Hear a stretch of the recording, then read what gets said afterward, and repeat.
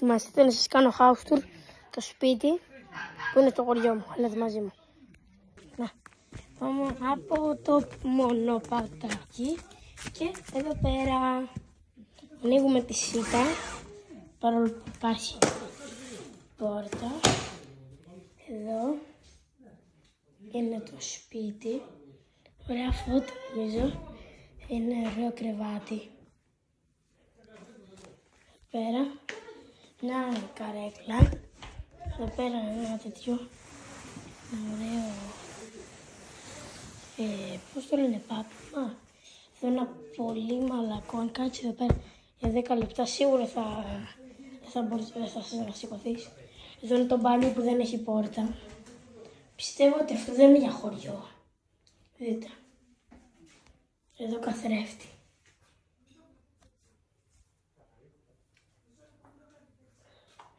Λες και είμαι σε 5-άστερο ξενοδοχείο στη Μύκονο. Έτσι δεν ήταν το σπίτι μου στη Μύκονο. Πέρα υπάρχουν κάτι δουλάψια. Πέρα είναι η πολύ ωραία κουζίνα. Και υπάρχει εδώ πέρα. Όχι, δεν υπάρχει εδώ. Εδώ είναι ο προστίχος.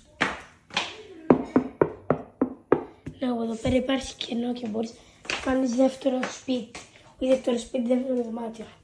Πέρα αυτό είναι τέτοιο εδώ πέρα.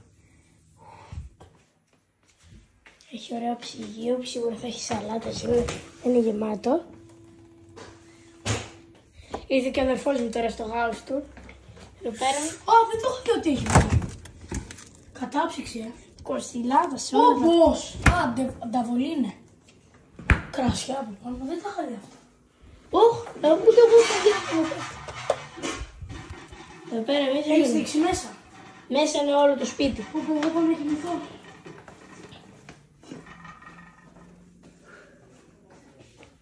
Δεν ξέρω, αλλά εδώ πέρα σίγουρα θα έχουμε κάπου το Χριστό το Θεό. Ένα air fryer που δεν ξέρουμε πώς, ξέρουμε να το χρησιμοποιούμε. Μια καφετιέρα που λένε όλοι ότι είναι καλύτερη. Ένα τέτοιο, μια πολύ ωραία τέτοια. Λιτζάνια καφέ, όμορφα. Εδώ βρύσι, πίναν μπύρες.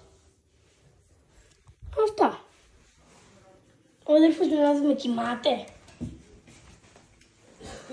Να τους κοιμάται. Όχι, έχει και τηλεόραση. Και εγώ θα κάτσω λίγο να κοιμηθώ. Είσαι καλό να μην κάτσω. Νίκο, φεύγεις να κοιμηθούμε. Έφαγα άκυρο. Πέρα. Δεν ανοίγει. Έχω τουαλέτα. Όμως δεν έχει πόρτα η τουαλέτα.